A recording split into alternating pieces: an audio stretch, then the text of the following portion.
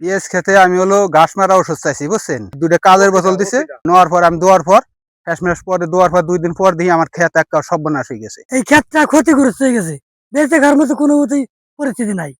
ওই ওষুধটা দেওয়ার পরে যে ঘাস না মরে পিএস মরে গেল। সবকিছু কমপ্লিট।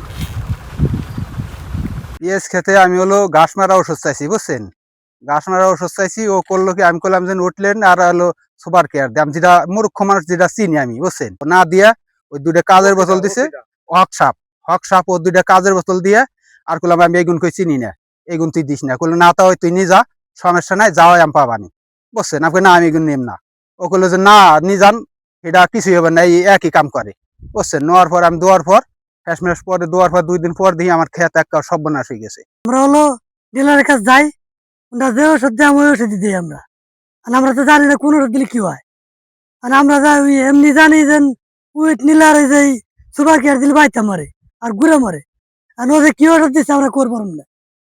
এই ক্ষেতটা ক্ষতিগ্রস্ত হয়ে গেছে, বেঁচে খাওয়ার মতো কোনো মতেই পরিস্থিতি নাই। ওই ওষুধটা দেওয়ার পরে যে ঘাস না মরে পিএস মরে গেল। পিএস মরে গেল না, এটা কি ওষুধ, এটা ডিলারে দিল, এটা তো আমরা চিনি না, বা আমরা পিএস পয়সে গেছে। হ্যাঁ, পিএস পয়সে গেছে, ওই মাটির নিচে তো উপর ফিল ঠেলে ওইটা পয়সে গেছে।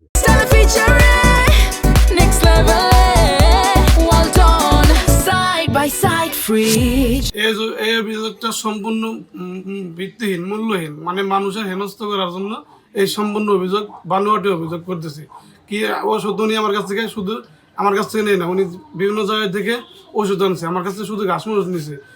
ভুক্তভোগী কৃষকের জমির যে ছবিটি আমরা দেখেছি, তাতে সিমটম দেখে মনে হচ্ছে যে গ্রোথ হরমোন প্রয়োগ করার ফলে বাড়তি হয়েছে সেখানে। তবে আমরা এটি সরেজমিন পরিদর্শন করব। সরেজমিন পরিদর্শন করে আসলে কোন রাসায়নিক এখানে প্রয়োগ করা হয়েছে, তাতে কোনো ভুল ছিল কিনা, আর যিনি কীটনাশক বিক্রেতা তারও কোনো অবহেলা রয়েছে কিনা, বিষয়টি আমরা সরেজমিন গিয়ে আমরা এটি দেখব।